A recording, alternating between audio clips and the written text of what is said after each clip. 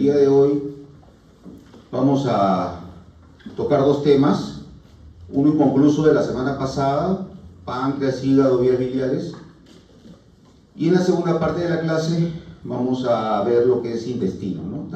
Bueno, lo que queda del intestino, ¿no? Yeyuno, ileum y colon, ¿no? Básicamente, intestino grueso. Entonces, páncreas es una glándula mixta que, como vimos la clase pasada, está en la región retroperitoneal, o sea, en la pared posterior del abdomen. Es lobulada o multilobulada, mide de 12 a 15 centímetros de longitud y se extiende en sentido transversal, ¿no? Desde el duodeno, y la puntita del páncreas llega hasta el vaso, ¿no? Llega hacia el hipocondrio izquierdo, ¿no? Hacia el vaso. Y pasando, como ya ustedes saben, por detrás del estómago, ¿no? Recuerden que el páncreas, si queremos ubicarlo, tenemos que ingresar a la transcavidad de los epiplones, ¿no es cierto? A través del hiato de Winslow, ahí ingresamos y ahí podemos ver al páncreas. Si yo abro un abdomen, si hago una laparotomía, abro el abdomen, no voy a poder ver el páncreas de una primera intención, porque está, como le digo, en la transcavidad de los epiplones. El páncreas posee 4 porciones: una cabeza, un cuello, un cuerpo y una cola. Ahí tenemos, ahí prácticamente hemos sacado el estómago. Vean ustedes, si el estómago no hay.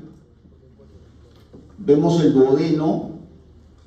Vean ustedes cómo el duodeno le hace como un marco a la cabeza del páncreas, ¿no?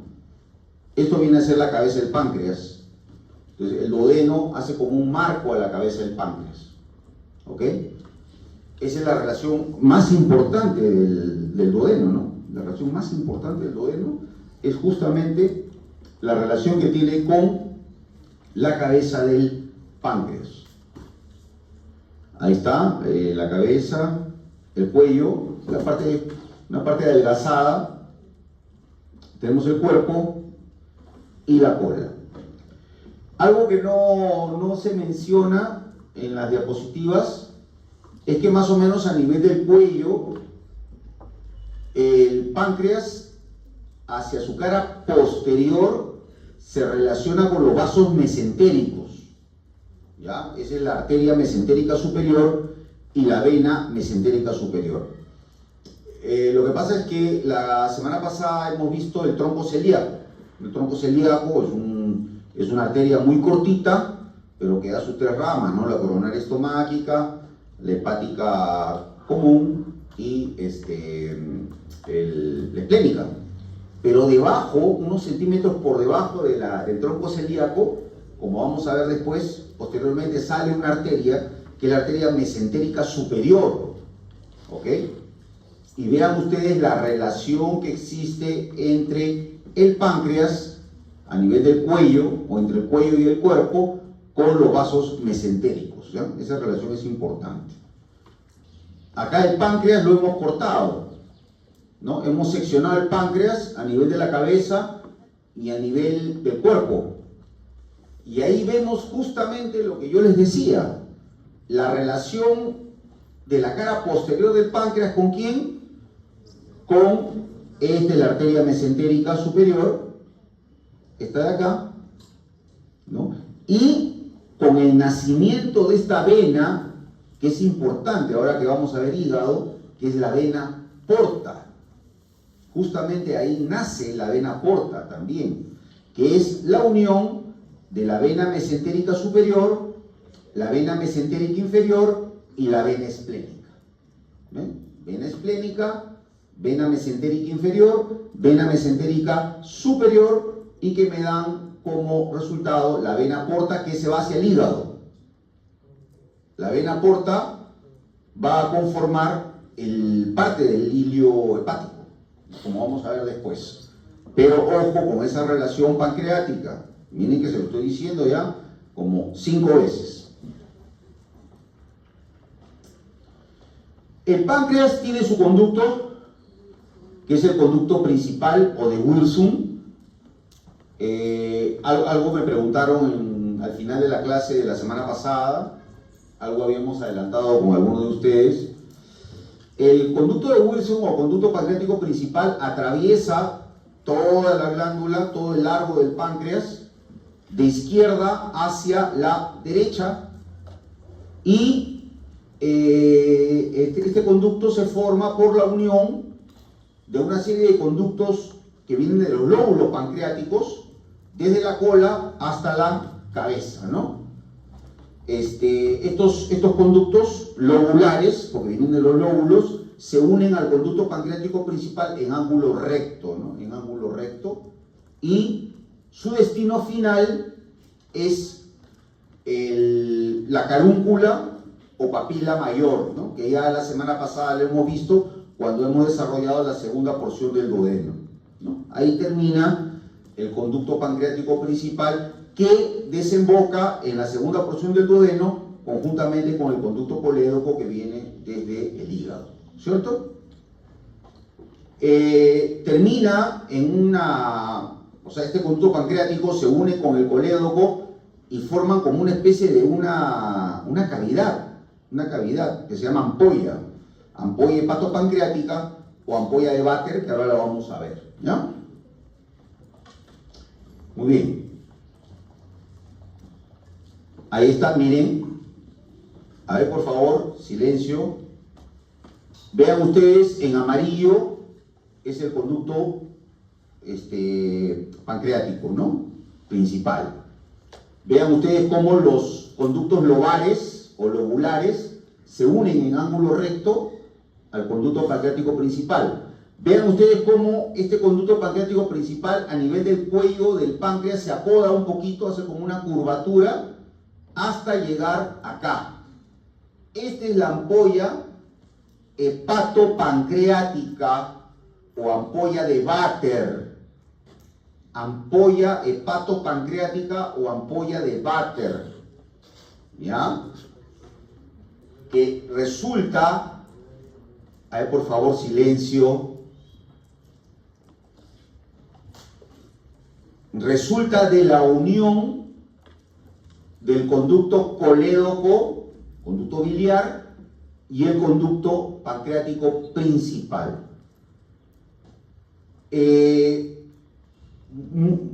Aclaramos con un grupo muy pequeño de alumnos la semana pasada que el concepto de la ampolla hepatopancreática no es lo mismo que carúncula o papila mayor. La carúncula es lo que yo veo de la mucosa duodenal, o sea, la protrusión que hace la ampolla sobre la mucosa del duodeno. Esa es la papila o carúncula. La ampolla es la cavidad que se forma propiamente dicha por la conjunción de estos dos conductos, ¿ya? Por si acaso. Pero su destino final del jugo pancreático es la segunda porción del duodeno. Nuevamente, el conducto en amarillo, el conducto pancreático principal que se está uniendo con el colédoco en verde, y lo que vemos ahí en la mucosa duodenal es la papila o carúncula mayor, ¿no? Que ustedes pueden apreciar acá, es como un pezoncito, es como un pezón, ¿no? Que desemboca aquí. O sea, una cosa es esta papila o esta carúncula que la veo yo en la mucosa, y otra cosa es la ampolla, ¿no? La ampolla es la cavidad que está en la misma pared del duodeno. Son cosas totalmente distintas. En verde está llegando el colédoco que viene del hígado, y en amarillo el conducto pancreático principal, ¿no es cierto? Conducto de Wilson. Y acá están formando prácticamente una ampolla, ¿no? Una ampolla es una dilatación. Una ampolla es una dilatación.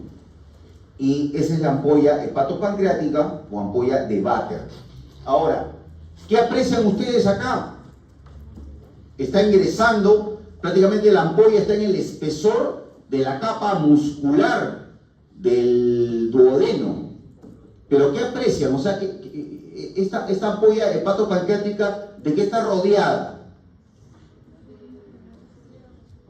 De fibras musculares, ¿no es cierto? Fibras musculares. que las adquiere o que las coge de la misma capa muscular del duodeno. Acuérdense que el duodeno tiene una capa de fibras circulares internas y longitudinales externas, ¿no es cierto?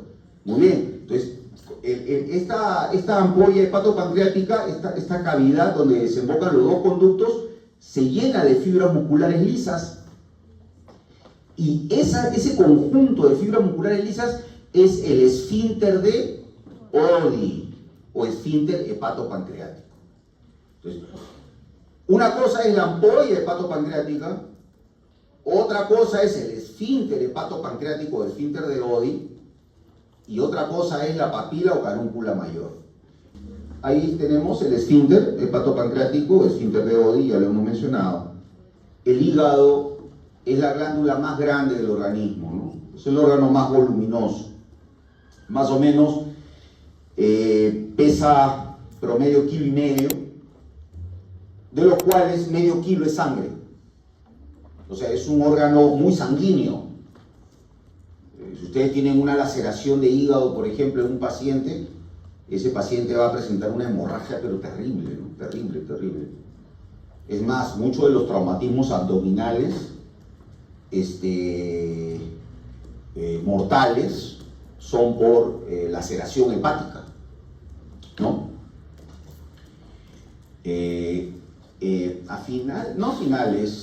Más o menos por la década de los 60, 70 del siglo pasado, hubo un gran cirujano del Hospital Loaiza,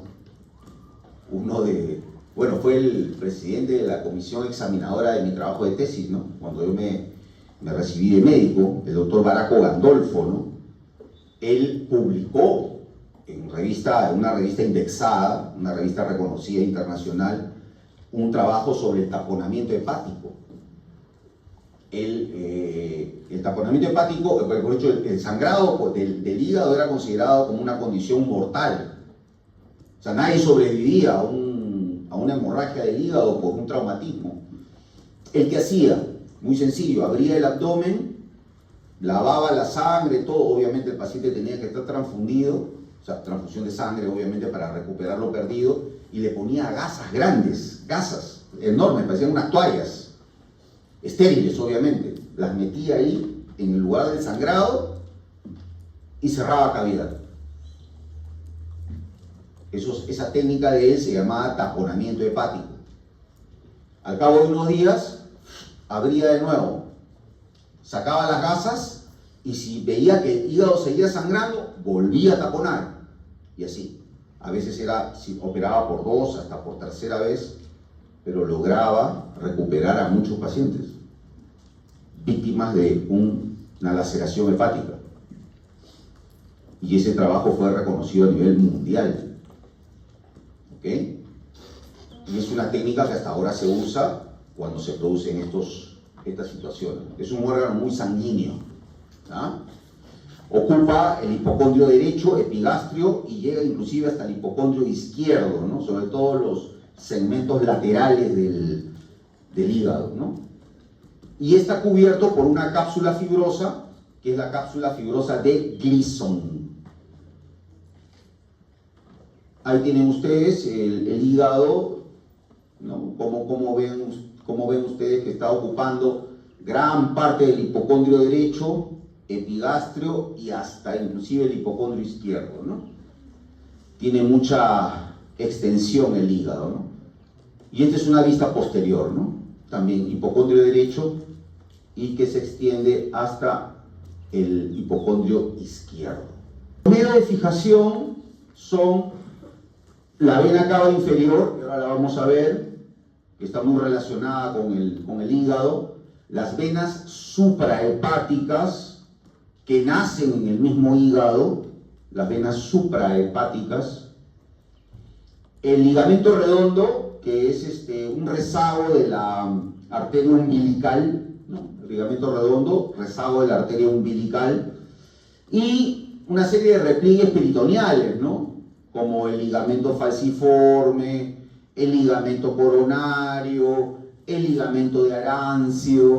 El hígado presenta superficies, primero la superficie lateral derecha, que es esta superficie que yo me estoy tocando acá en el tórax, ¿no? La superficie lateral derecha, que está en relación a las costillas, ¿no es cierto? La superficie anterosuperior, que mira hacia arriba, está en relación con la cúpula diafragmática, con el diafragma, el diafragma derecho. La posterosuperior, que también está en relación con el diafragma, pero está más un poquito hacia la parte más posterior. Y la cara inferior o visceral, que es la que mira hacia abajo y está en relación a las otras vísceras intraabdominales, está en relación con el duodeno, en relación con el estómago, en relación con una serie de vísceras que están hacia la parte inferior. ¿Ok? Esas son las superficies del hígado. La superficie lateral derecha, como ya hemos dicho, está en relación con el diafragma y con las costillas, sobre todo, ¿no? Desde la sexta a la décima costilla, a nivel de la línea axilar media, ¿no? La superficie anterosuperior, que es la que mira hacia arriba, como ya les expliqué, se adapta o está en relación a la cúpula diafragmática. ¿Por qué decimos cúpula? Porque tiene forma de cúpula, ¿no? Una forma de copa. Una copa invertida es el diafragma, ¿no? Cúpula. Y en el lado derecho, esta cara anterosuperior llega hasta, ahora lo vamos a ver en imagen, llega hasta el ligamento coronario, ¿no? Y hacia la parte izquierda del hígado llega hasta el ligamento triangular izquierdo, que es parte del ligamento coronario. Ahora lo vamos a ver. Acá lo importante es identificar ese ligamento coronario. Ahí está, miren ustedes. Esta es una vista, la superficie lateral, la vemos claramente. Esta es la superficie lateral, ¿no? Es sentido vertical. Y todo lo que vemos ahí después, ¿no es cierto?, hacia la izquierda, es la superficie anterosuperior, ¿no? Ahí la inferior no la estamos viendo, porque la inferior está hacia abajo, inferior o visceral, y la posterosuperior tampoco la vemos porque está hacia atrás, tampoco la vemos. Ahí está, esa es la superficie lateral. Está en relación al diafragma, sí, y también está en relación a las costillas, ¿no? A la parrilla costal, a la pared costal. Superficie lateral. Esa es la superficie, todo lo demás es superficie anterosuperior, y ahí vemos el ligamento coronario, que va de derecha a izquierda. Todo recorre horizontalmente toda la superficie anterosuperior del hígado. ¿Y por qué le llaman coronario? Coronario viene de corona, ¿no es cierto? Esa corona que le ponen a las reinas de belleza, su coronita, igualito, ¿no? En el caso de la reina de belleza, le coronan la cabeza, ¿no es cierto? En el caso del hígado, el ligamento coronario está coronando la superficie anterosuperior. ¿Ok? Ese es el ligamento coronario. Se condensa en el lado derecho en un ligamento llamado ligamento triangular derecho, que es parte del ligamento coronario, ojo, es parte del ligamento coronario, y hacia el lado izquierdo se condensa en un ligamento triangular izquierdo, que es también parte del ligamento coronario. Todo eso es el ligamento coronario. Es un medio de fijación del hígado. Es un medio de fijación del hígado. Ligamento coronario. ¿Ok? Perfecto.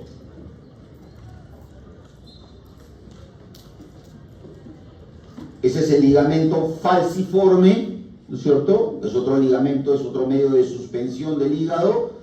Y su prolongación de ese ligamento falciforme es el ligamento redondo, ¿no es es cierto? El ligamento redondo, que es un poco el rezago de la arteria umbilical, ¿no? Recuérdense que el embrión, el feto, se nutre, se oxigena a través de los vasos umbilicales que provienen de la placenta, ¿no? La placenta de la madre, ¿no? Muy bien.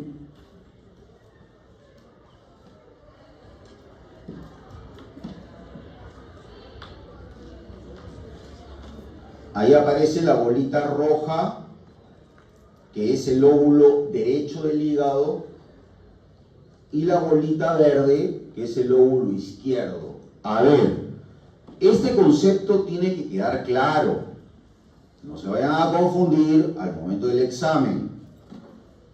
Muchas personas piensan que este ligamento falciforme, que está dividiendo al hígado, aparentemente, es el límite entre el lóbulo derecho con bolita roja y el lóbulo izquierdo con bolita verde. Falso.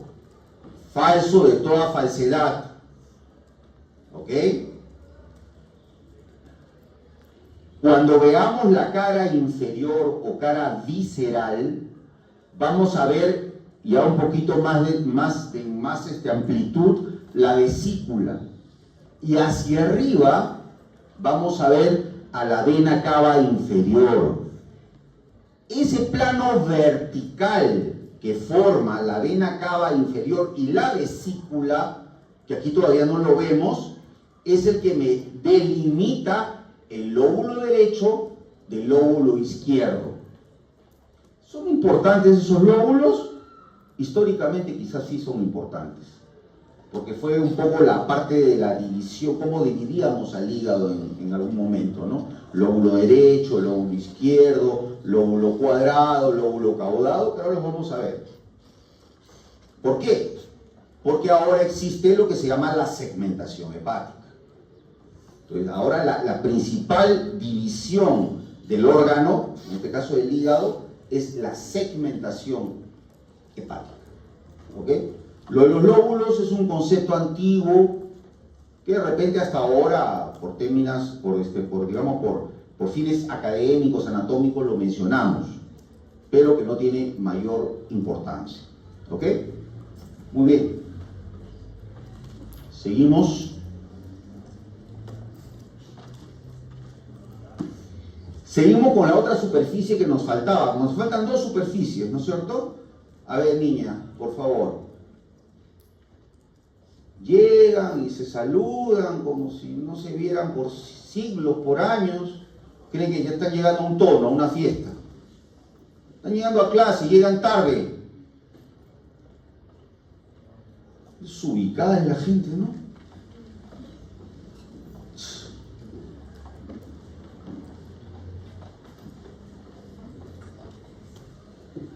Bien. Eso es lo que pasa, pues. A veces hay coleguitas que llegan al hospital a su turno, llegan tarde encima, ay, se abrazan con la técnica, ay, no te doy besito por aquí, besito. Hay pacientes dolientes, hay pacientes que están a la espera que ustedes los atiendan porque les duele, no sé, pues, le duelen las entrañas. Y tienen que bancarse al médico que se da besito con la auxiliar, besito con la enfermera y encima llega tarde. Así pues, desde que son alumnos se ve eso. Desde que son alumnos. Una falta de respeto total. Ubíquense. La superficie postero-superior. Esa superficie está por detrás del ligamento coronario. ¿Ustedes recuerdan el ligamento coronario, el que coronaba el hígado? Esta superficie está por detrás. ¿Ok? Por eso que en la incidencia anterior ustedes no la veían. Recién la van a ver. Hacia el lado izquierdo, ¿no es cierto?, está cubierta por peritoneo. Un peritoneo que pertenece al epíplon gastrohepático, que ya lo vimos en la clase pasada. Y en el plano medio vamos a encontrar un lóbulo que es el llamado lóbulo caudado o lóbulo de Spiegel, que es importante. ¿Por qué? Porque ese lóbulo caudado o lóbulo de Spiegel, que está en la parte posterior, constituye el primer segmento hepático, el segmento número 1. Por eso es importante ese lóbulo caudado o de Spiegel, que es pequeño. Está cubierto también por peritoneo de la transcavidad. Y en el extremo derecho vamos a encontrar un área que no está cubierta por peritoneo. No hay peritoneo en esa área. Por eso que se le denomina la zona desnuda del hígado. La zona desnuda del hígado.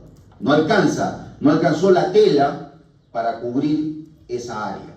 Así de sencillo. Ahí está, miren ustedes. Hacia el extremo izquierdo tenemos el lóbulo izquierdo y hacia el extremo derecho tenemos el lóbulo derecho. Muy bien.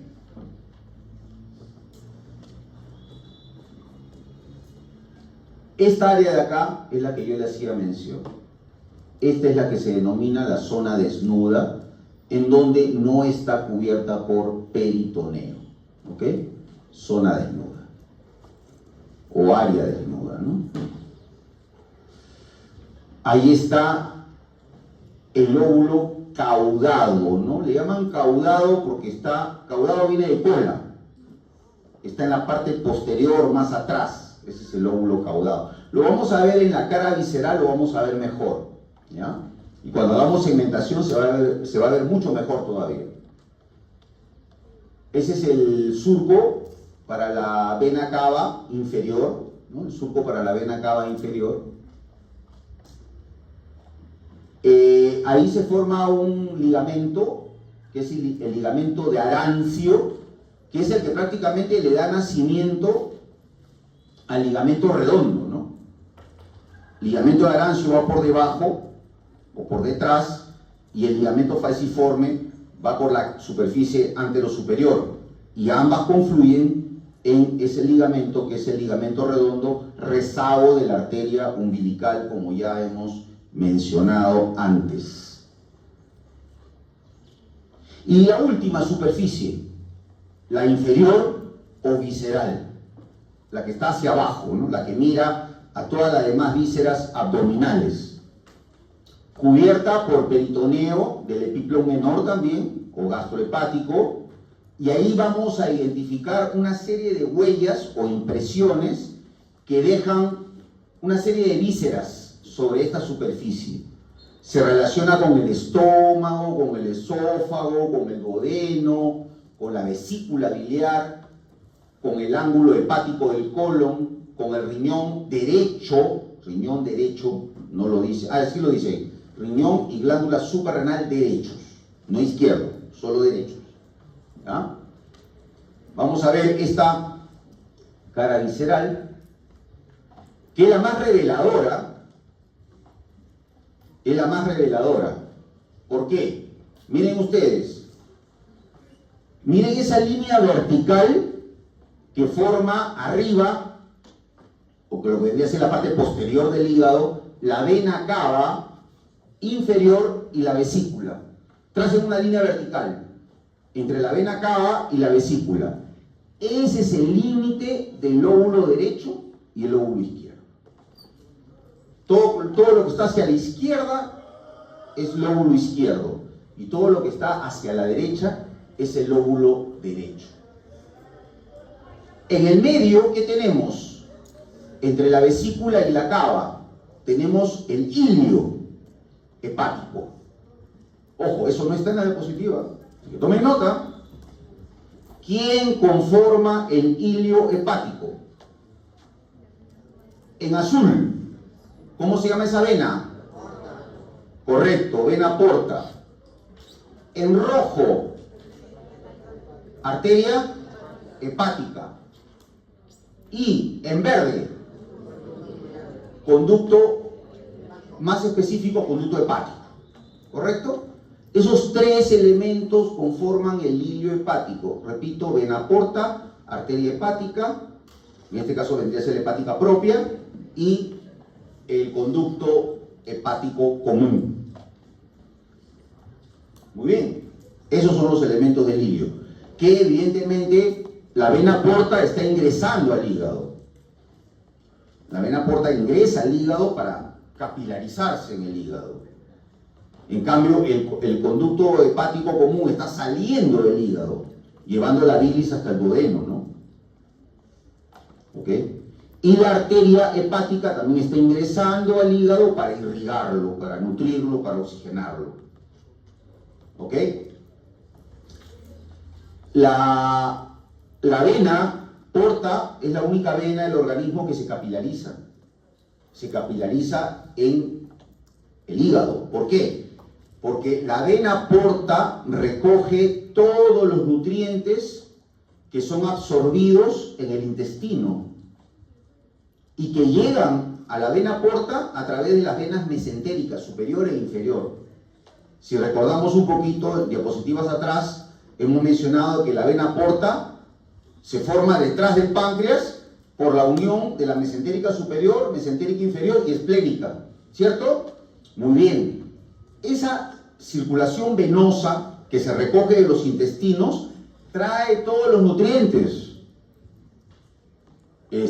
monosacáridos, aminoácidos, triglicéridos, y todos esos a través de la vena porta son llevados al tejido hepático. Por eso es que la vena porta se capilariza en este tejido hepático, ¿ya? Para dejar nutrientes, básicamente para eso, para dejar nutrientes. Ya, pero ¿y qué pasa con esa sangre? Sangre venosa, es sangre no oxigenada.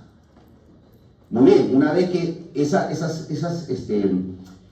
ramas de la vena porta se capilarizan, nuevamente se vuelven a reunir en el mismo tejido hepático y forman 4 venas. ¿Cómo se llaman esas 4 venas? Las venas suprahepáticas. Venas suprahepáticas. Y esas venas suprahepáticas, ¿dónde desembocan? En la cava inferior, y de ahí circulación rumbo al corazón. ¿Ok? O sea, el sistema porta-cava inferior sirve solamente para que se depositen los nutrientes en los hepatocitos, los nutrientes absorbidos a nivel de tubo digestivo. ¿Ok? Ese concepto es importante. Ahí está la cava, esa es la cava inferior. Y ahí se ve, por ejemplo, una de las suprahepáticas, ¿no? Esta es una de las tantas suprahepáticas que está desembocando en la vena cava inferior. Ahí está la vesícula biliar, que ahora la vamos a ver en un rato, vamos a hablar un poco de la vía biliar. La vesícula biliar está alojada en una cavidad que le forma el hígado, que es la fosa cística, así se llama, fosa cística. Ahí está metida la vesícula. Y el peritoneo visceral pasa por delante de la vesícula biliar y la mantiene ahí sujeta, para que no se caiga. ¿Ok? Pero la vesícula está metida en una fosita, repito, llamada fosa cística. ¿Ok?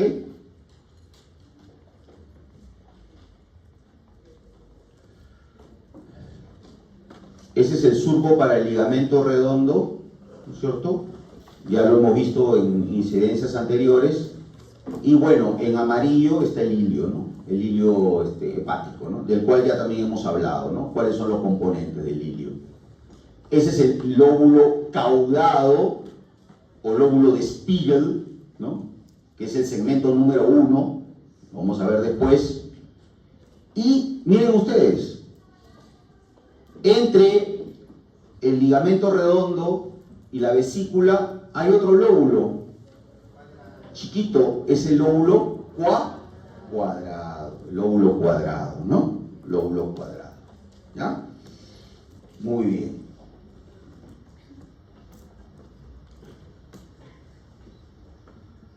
Ahí está el lóbulo cuadrado. Ahí está la impresión que deja el estómago, ¿no? En el lado izquierdo del hígado. Esa es la impresión que deja el esófago. Estamos hablando de la cara pues inferior o cara visceral, ¿no? Esa es la impresión que deja el riñón con la glándula suprarrenal del lado derecho. Ahí está la suprarrenal. Y ahí está la impresión que deja el ángulo hepático del colon, ¿no? Como ustedes ven, es la cara que se relaciona con las vísceras intraabdominales. Esa es la impresión que deja el duodeno, ¿no? El duodeno. Esa es la zona desnuda que ya la hemos visto, que está en la cara postero superior, ¿no? Muy bien. Hablemos de la segmentación hepática. Justo yo, coincidentemente en la mañana, he hecho clase con los chicos del curso de anatomía aplicada a métodos médicos y procedimientos médicos y quirúrgicos, ¿no? Y justamente hemos hablado de la segmentación hepática. La segmentación hepática es un concepto que ya se viene estudiando desde el año 1950, o sea, no es tan reciente. Ya falta poquito para que cumpla pues 100 años, ¿no? Y fueron estudios que se hicieron básicamente en Europa y que así como hay una segmentación pulmonar, se llegó a la conclusión que también había una segmentación del hígado, una segmentación hepática. O sea, ya no era el lóbulo derecho, el lóbulo izquierdo, el lóbulo cuadrado, el lóbulo de Spiegel. No. Ahora hablamos de los segmentos. ¿Y estos segmentos quién los determina? Los determina las divisiones de la vena porta. ¿Ok? La vena porta, cuando ingresa al órgano, se comienza a dividir en ramas, y cada una de esas ramas llega a un segmento determinado. O sea, quien determina la segmentación hepática es la vena porta. Ese concepto es importante. Evidentemente, cada una de estas ramas de la vena porta llega pues a un segmento determinado. Este concepto, como le digo que ya falta poco para que tenga pues 100 años, o estos estudios en todo caso, han servido ¿para qué? Han servido para hacer cirugías cada vez más pequeñas, ¿no? Es decir, si yo tengo comprometido un segmento determinado del hígado, entonces solamente extraigo el segmento, hago una hepatectomía parcial, saco solamente el segmento.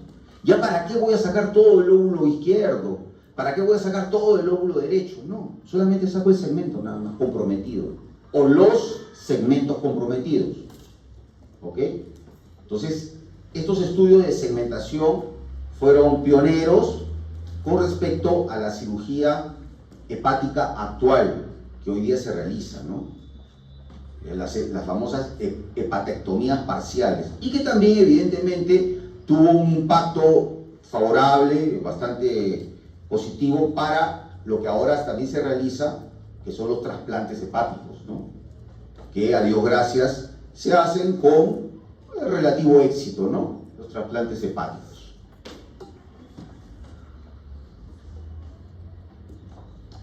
Y ahí tenemos, vean ustedes, la segmentación hepática. ¿Qué superficie es esta del hígado? Anterosuperior, ¿no es cierto? La anterosuperior.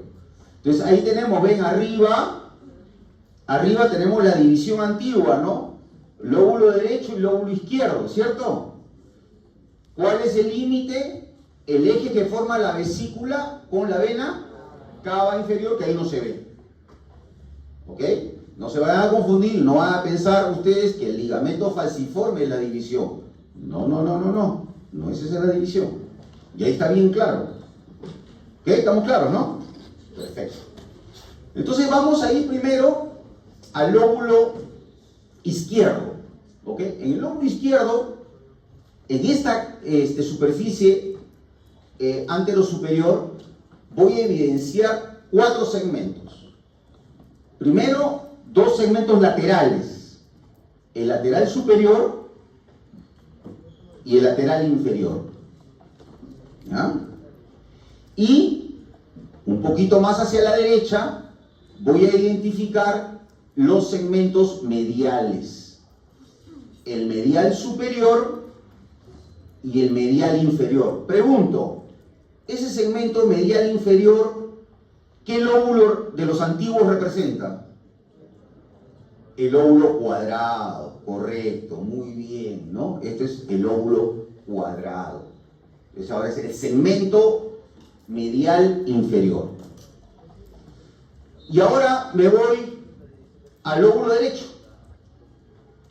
En el lóbulo derecho voy a identificar los segmentos anteriores y posteriores. Igual tenemos un segmento en amarillo, anterior superior, y tenemos acá un color medio, no sé, marrón, no sé qué color es este. Un anterior inferior, ¿no? Son los segmentos anteriores. Y los posteriores, que son los más laterales, y como su nombre lo dice, posteriores a la vez, porque eso se da la vuelta hasta la superficie postero-superior del hígado, tenemos el posterior superior y el posterior inferior.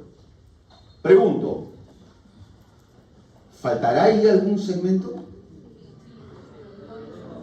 ¿Cuál falta? El segmento que corresponde al lóbulo caudado. Ese es el único que falta ahí. En esta vista anterosuperior es el único que falta, el caudado. Y si yo quiero ver el caudado, ¿cuál de las superficies tendría que ver? Sí, en la posterior lo puedo ver, pero ¿cuál se vería más clarito? En la visceral o inferior. Ahí se ve más clarito. ¿Ok?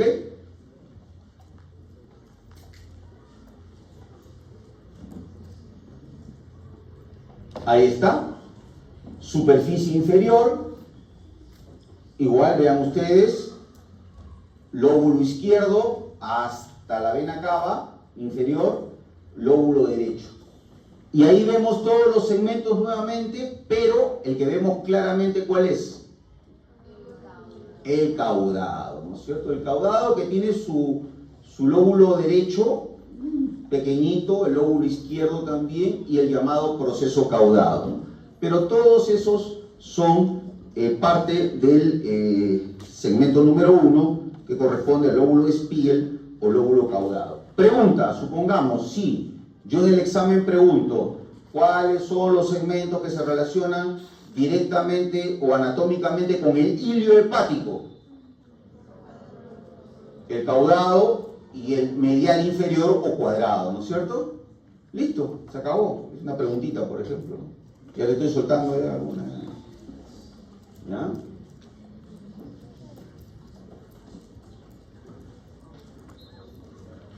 Muy bien. Para terminar esta primera parte de la clase, porque de acá tenemos que ver todavía lo que es intestino, lo que queda de intestino delgado, yeyuno, ilion y todo lo que es colon, o sea, intestino grueso. Vamos a hablar de la vía biliar. ¿Ok? La vía biliar también ha tenido, digamos, una evolución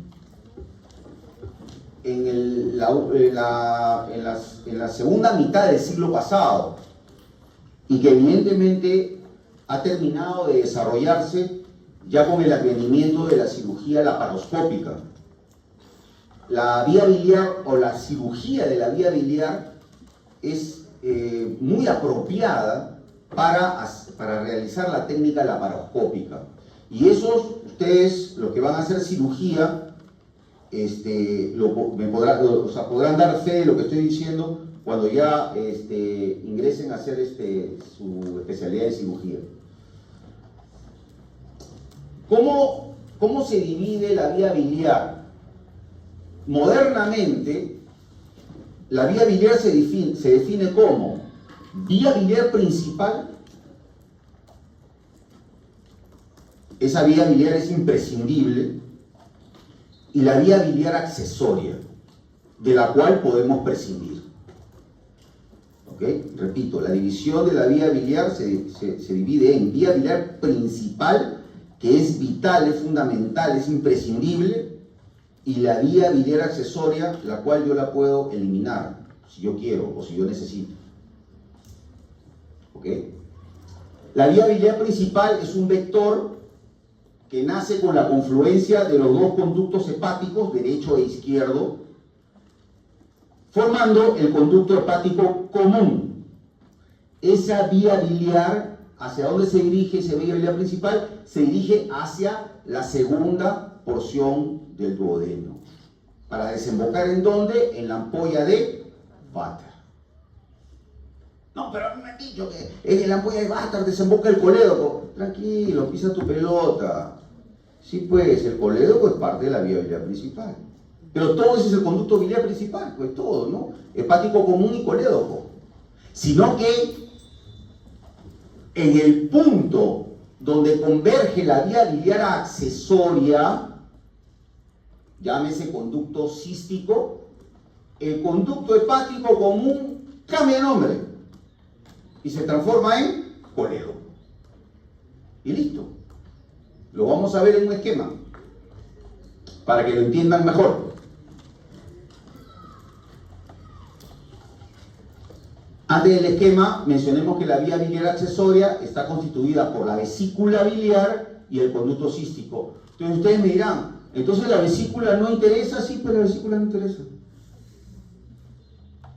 Si yo tengo un paciente que tiene cálculos en la vesícula o tiene un pólipo en la vesícula, simplemente le hago la colecistectomía, le estirpo la vesícula y no pasa absolutamente nada. Tendrá por ahí uno que otro trastorno digestivo, pues por el tema de... Porque recuerden que la vesícula es un almacén de bilis. La bilis se produce en el hígado.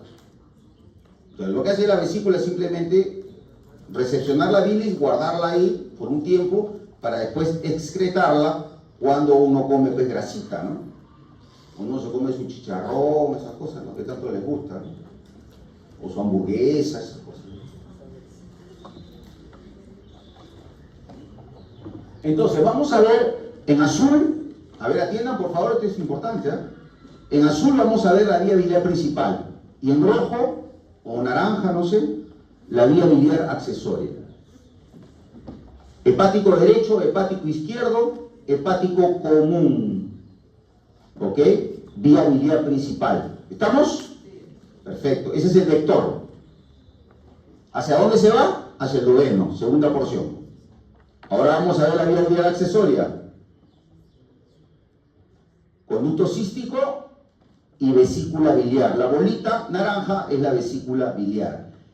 Cuando el cístico desemboca en la vía biliar principal, el conducto hepático común cambia de nombre a colédoco. Y se acabó. Todo lo que está en rojo, yo lo puedo extirpar, si que fuera necesario. Y no pasa nada. ¿Ok? ¿Por qué? Porque la bilis va a pasar directo del hígado al duodeno. Y listo, se acabó. Así de sencillo.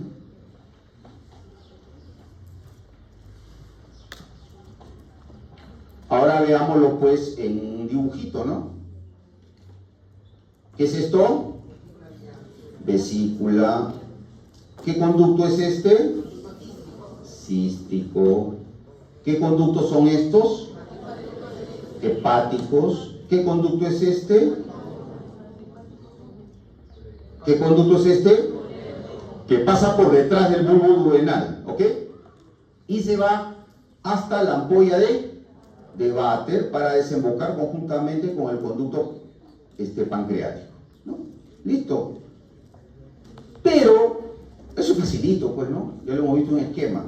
Pero hay algo que no está escrito en la diapositiva porque es importante, sobre todo importante al momento de realizar una colecistectomía. A ver, preguntas para medianamente inteligentes. Medianamente inteligentes. Si yo tengo que extirpar un órgano, cualquiera que sea, apéndice, vesícula, qué sé yo, ¿qué es lo primero que tengo que hacer? Antes de sacar el órgano, obviamente, antes de extirparlo. Ligar y cortar la arteria. ¿Para qué? Para que el órgano pues ya se quede sin irrigación y no sangre pues al momento de sacarlo, ¿no? Eso es lo primero que yo tengo que hacer. ¿Y recuerdan ustedes la arteria cística rama de quién era? De la hepática derecha. De la hepática derecha, de la arteria hepática derecha. Muy bien. Entonces, tarea número 1 para el cirujano que está operando una vesícula. Tiene que ir al nacimiento o la desembocadura del conducto cístico en la vía biliar principal para poder identificar a la arteria cística, ligarla y cortarla. Eso es lo primero que tiene que hacer. Entonces, ahí hay un reparo anatómico importante. Miren, eso no está escrito en la diapositiva. ¿Qué es esto? ¿Qué es esto? Correcto. ¿Qué es esto? Hepático común. ¿Y qué es esto? No, todo esto. Es la cara inferior del hígado, ¿no es cierto? La cara visceral o cara inferior del hígado. Muy bien, ¿qué se forma ahí? Un triángulo. Ese es el famoso triángulo de Calot. Triángulo de Calot. Triángulo de Calot. Calot con C y termina en T. T de tetera. ¿Ya? Calot. Triángulo de Calot. ¿Y por qué es importante el triángulo de Calot? Porque ahí es el reparo anatómico para identificar la arteria cística, que es esta de acá, esta chiquita. Esta es la hepática derecha, esta es la arteria cística. Entonces ya, yo como cirujano tengo que identificar este triángulo de Calot, liberarlo del peritoneo, ligar y cortar la arteria cística. Y una vez que yo ligo y corto la cística, ya puedo disecar mi vesícula con tranquilidad y la puedo sacar. Ya sea por técnica abierta, o sea, por laparotomía, o ya sea por técnica ¿cómo se llama? De cirugía laparoscópica. Listo. Es el triángulo de Calot. ¿Perdón? Ya, repito. El triángulo de Calot lo forma el conducto cístico, el conducto hepático común y la cara o superficie inferior del hígado. ¿Ya? ¿Listo? De nada. Bueno, este es un esquema, es un dibujo de la vesícula y los conductos biliares, pero con un corte frontal, ¿no? Ahí tenemos el conducto cístico que tiene unas valvulitas ahí, ¿no? Esas valvulitas se llaman válvulas de Heister. El cuello, ahí están las válvulas de Heister que están en el cístico, el cuello de la vesícula, y ahí tenemos el cuerpo de la vesícula y el fondo de la vesícula. Ese es el órgano, esa vesícula es el órgano que a veces se llena de calculitos, de piedritas, ¿no? Y que evidentemente hay que extirpar, ¿no? Hay que sacar. Y al respecto, les cuento una anécdota para que ustedes vean que esto es algo que lo van a ver a diario, ¿no? Los que hagan medicina clínica o quirúrgica lo van a ver a diario. Un buen día a mí me llama mi ex esposa, me llama y me dice, ¿sabes qué? Tu hija está mal. Para que ella me llame. Dije, no, realmente está mal. Y entonces fui pues al departamento donde viven las dos y realmente pues mi hija estaba que se doblaba de dolor. Mi hija tenía 23, 24 años, hasta menos, pero por ahí más o menos. Yo le examino y le digo, ¿sabes qué? Me parece que es un cólico vesicular. Entonces, su mamá me dice, pero es muy joven. Sí, pues es joven, le digo, pero clínicamente parece un cólico de vesícula. ¿Sabes qué? Esperemos que aclare, porque era de madrugada. Esperemos que aclare un poquito y la llevamos a hacerle una ecografía. Eso fue un día lunes, me acuerdo, lunes de madrugada. Y el drama acá no es tanto la parte quirúrgica, ¿no? Sino el drama era de que esa misma semana, el día viernes, mi hija viajaba becada a China. Es el viernes de esa semana. Entonces, bueno, la llevé, le hicimos la ecografía y efectivamente salió una colecistitis aguda calculosa. Es una inflamación de la vesícula con presencia de cálculos. ¿Qué ahora? Lo llamé a un amigo, muy buen amigo mío, cirujano, con quien opero siempre. Y le digo, Carlos, ¿sabes qué? Tengo este problema. Ya me dice, lo operamos. Esa misma tarde, del día lunes, la estuvimos operando a mi hija. Le hicimos la colecistectomía laparoscópica, ¿no es cierto? Tal como se las he detallado más o menos. Y bueno, quedó ya en reposo en la clínica. Y al día siguiente ya yo le di de alta para que regrese a su casa, ¿no? Porque las laparoscópicas se recuperan rápido.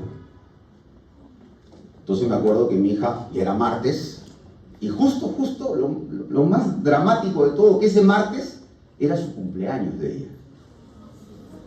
Y habíamos hecho planes para celebrar su cumpleaños antes de su viaje. Entonces, ese martes, después que le di de alta en la clínica, la fui a visitar pues en la tarde a su departamento. Y la veo, desanimada, decaída. Y me dice, papá, yo creo que mi viaje ya fue. Entonces yo le digo, mira hija, no te apresures. Pisa tu pelota. Mañana lo conversamos. Ella deprimida porque era su cumpleaños también, pues, ¿no? Y tantos planes que habíamos hecho y todo lo demás. En fin.